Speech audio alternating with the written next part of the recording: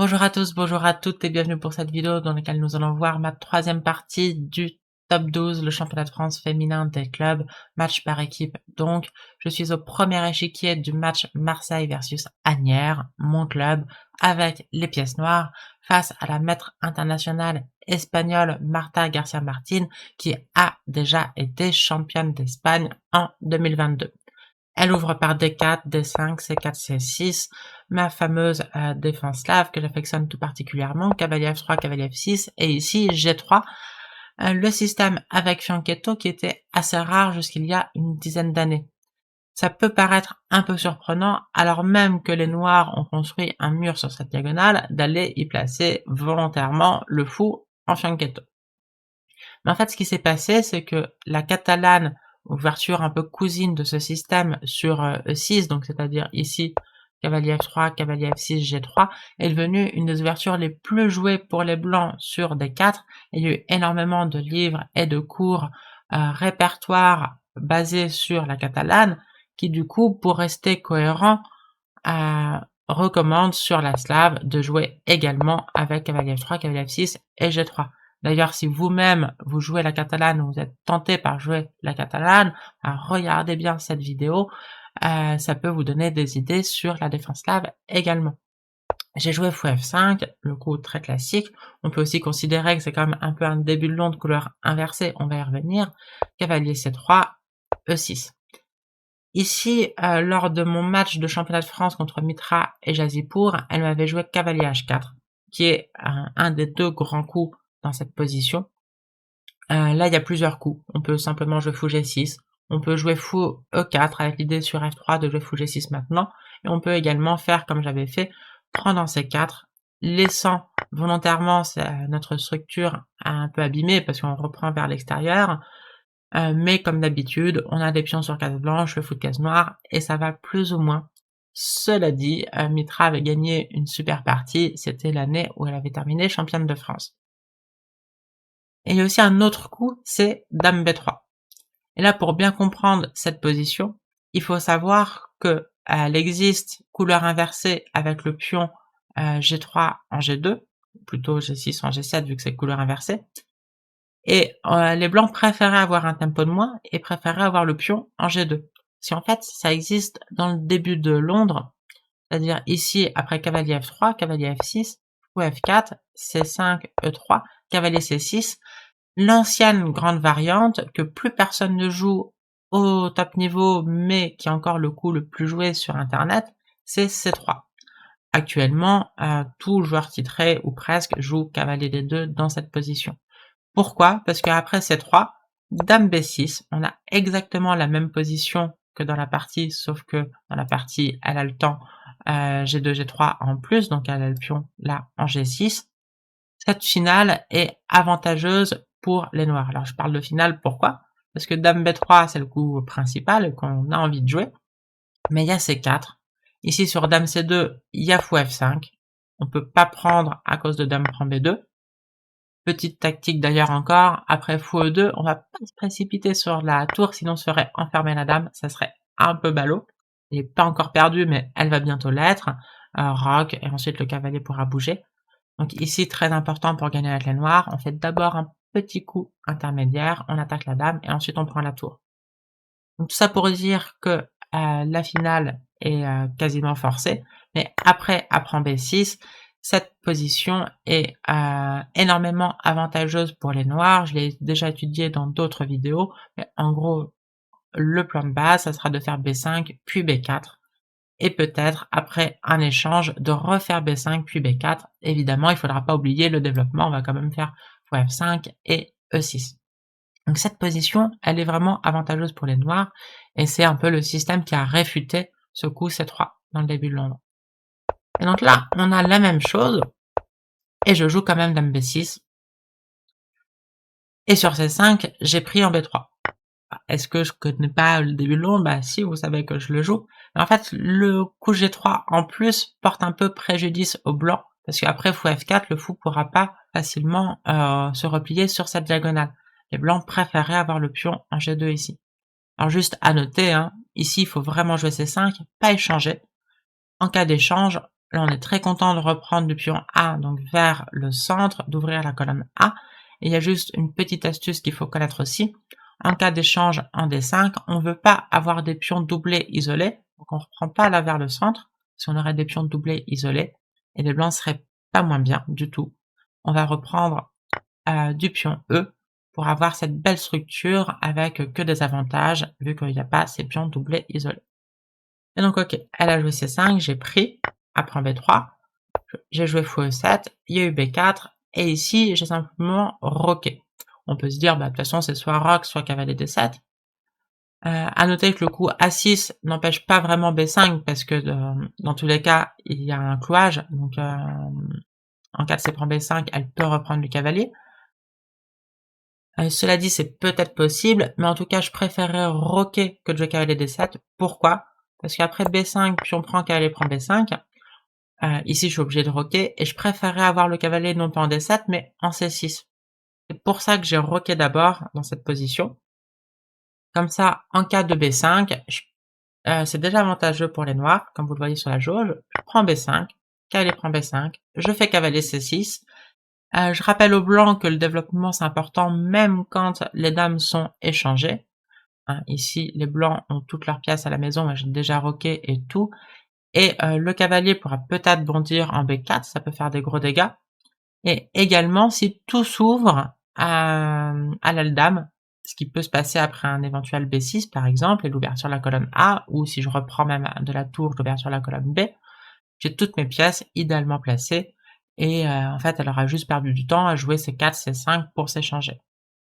Mais donc, elle connaissait, elle s'était très bien préparée, elle avait joué fou F4, qui est le bon coup, donc là encore, cavalier D7, B5 est possible, et je vais regretter de ne pas pouvoir faire C prend B5, cavalier C6, donc il faut que je joue un coup utile, j'ai joué H6, qui peut servir notamment à jouer parfois des G5 pour chasser le fou de la diagonale.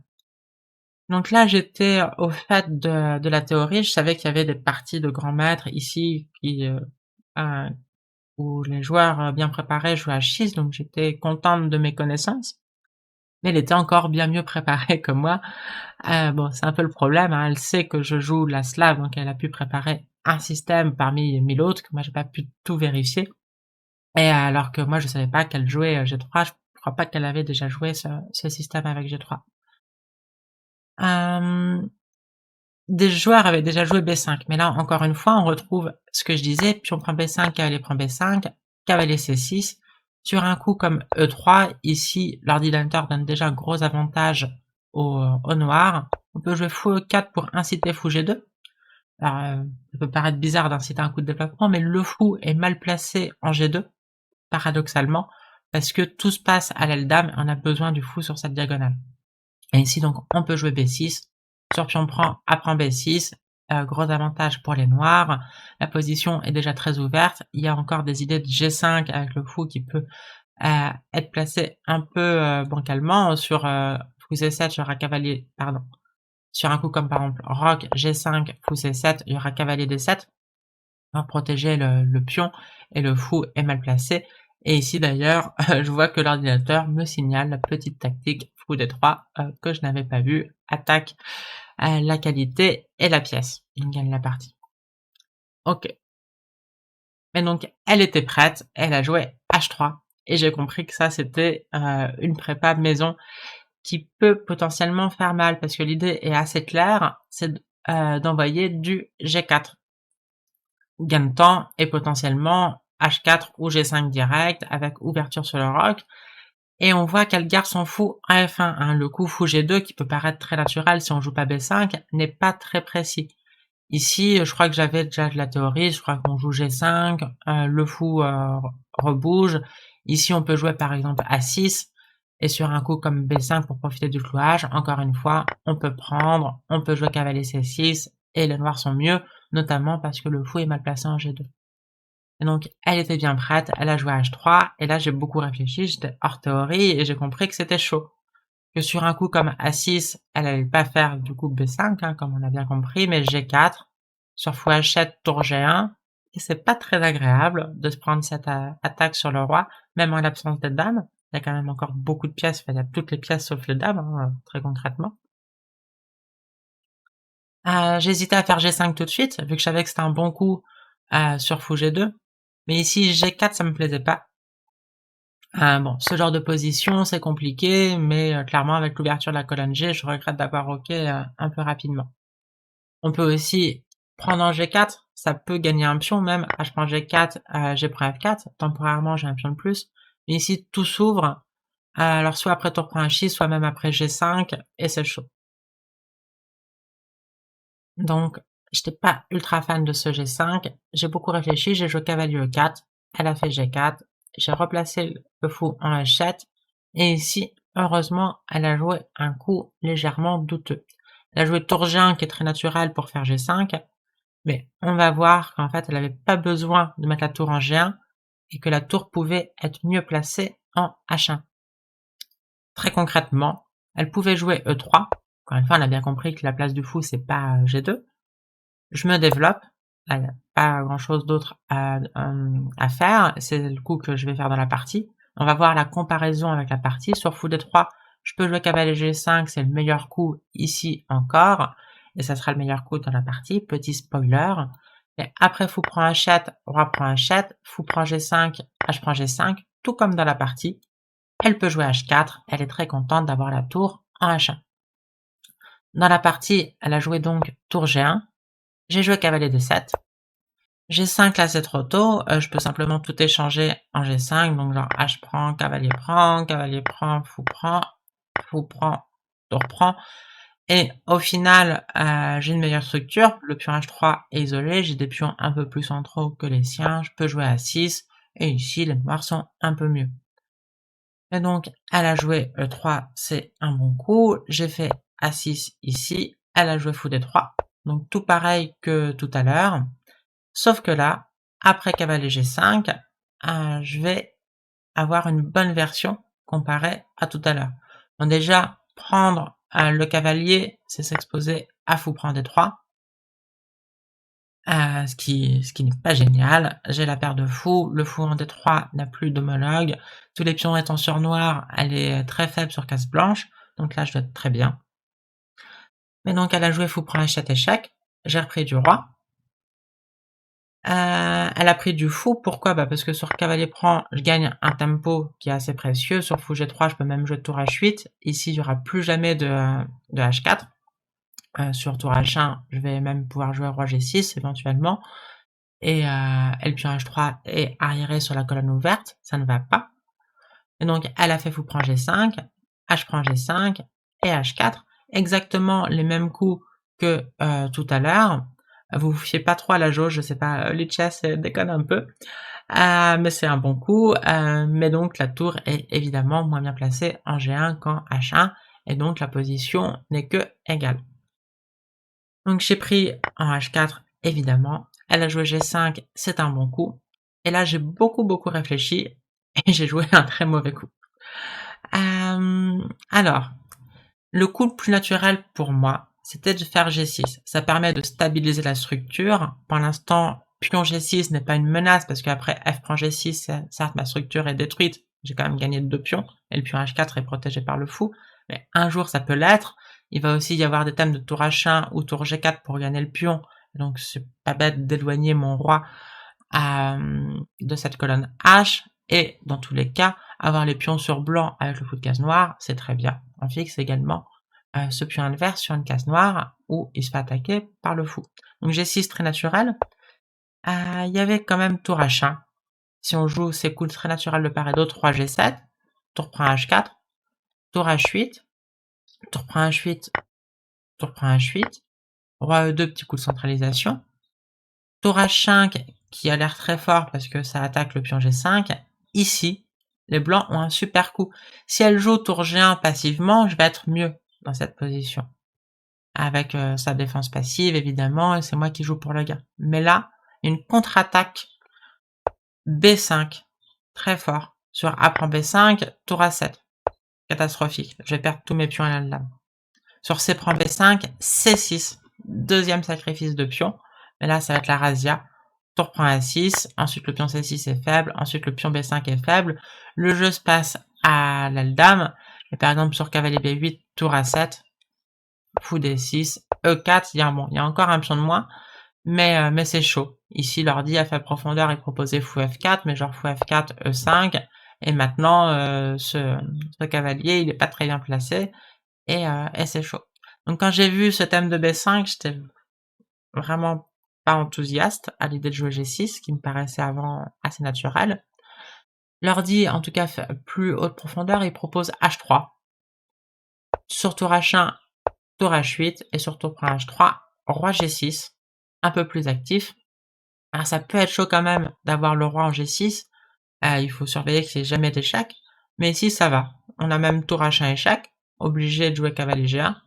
On peut ramener l'autre tour, et c'est tendu parce qu'il y a encore les deux tours sur l'échiquier, donc là il n'y aura pas de thème de B5, sinon il y aura des contre-attaques, et j'aurais dû jouer ça, tout simplement.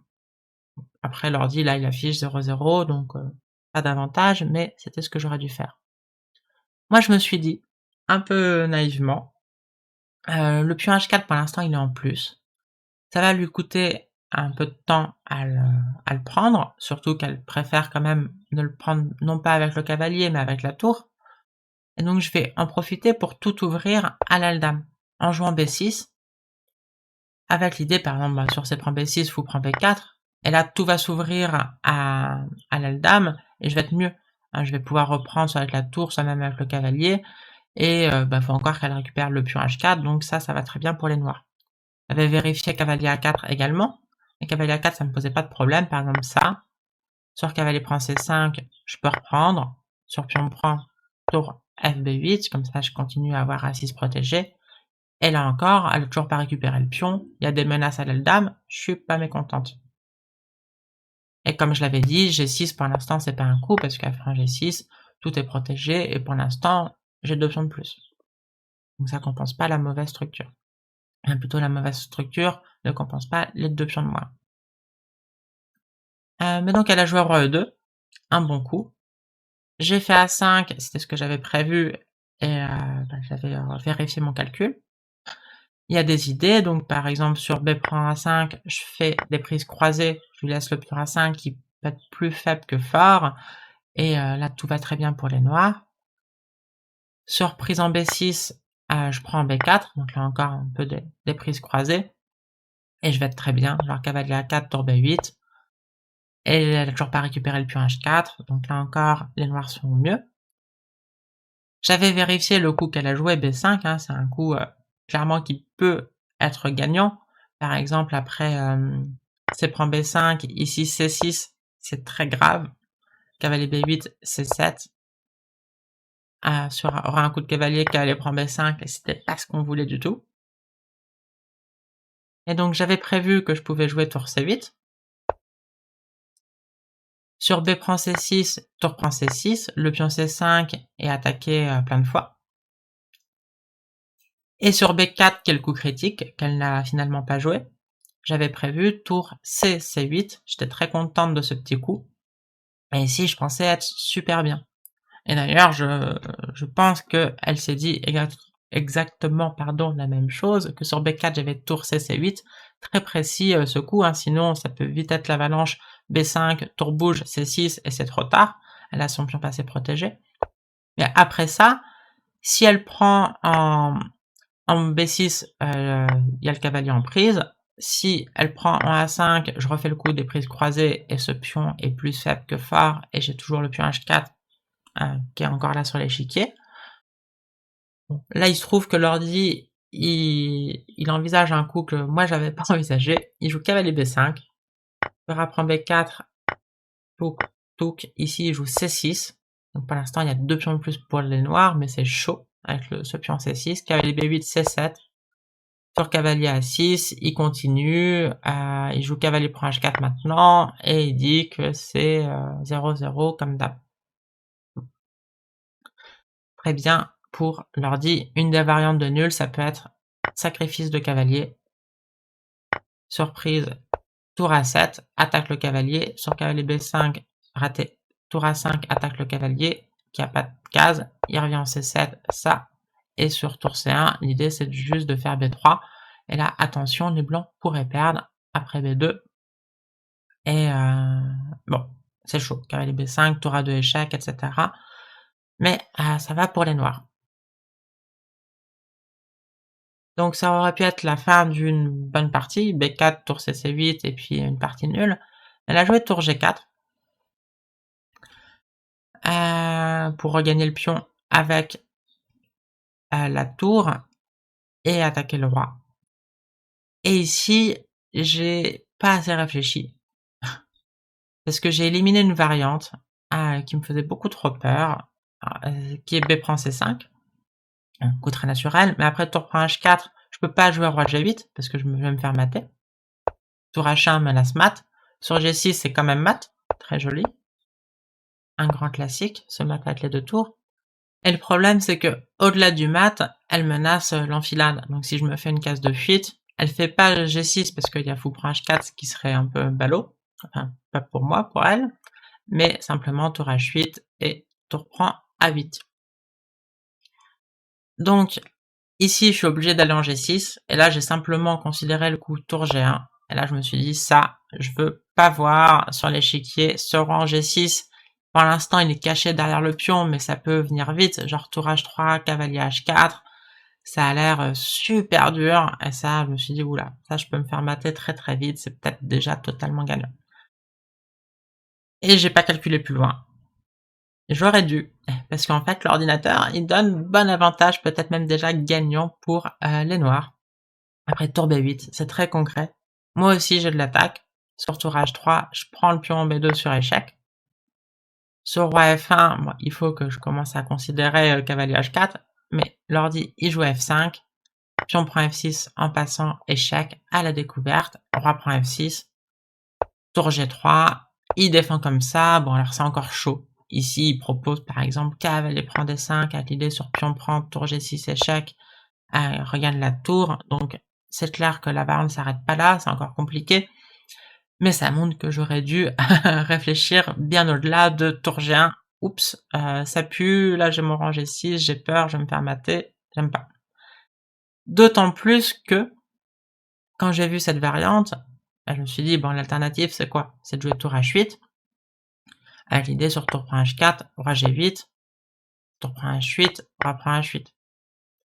Ici j'avais un peu vérifié B4, mais je m'étais dit, le même coup que tout à l'heure sur B4, je joue tour C, enfin là il n'y a pas de tour C, C8, c'est juste tour C8 vu qu'il n'y a plus d'autres tours, mais que j'allais jouer le même coup et que ça allait.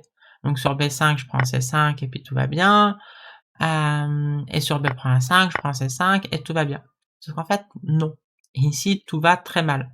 L'ordi, il est cruel, il joue d'abord G6, sacrifice de pion, F prend G6, et en fait, le pion A5, quand il y avait les deux tours, il était plutôt faible que fort. Ici, il est plus fort que faible. Il joue encore cavalier E5.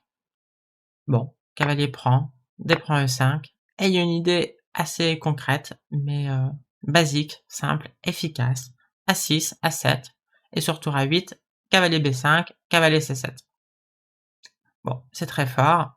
Et si jamais je fais du fou D8, sur cavalier B5, pour empêcher cavalier C7, il jouera cavalier D6, et c'est horrible aussi.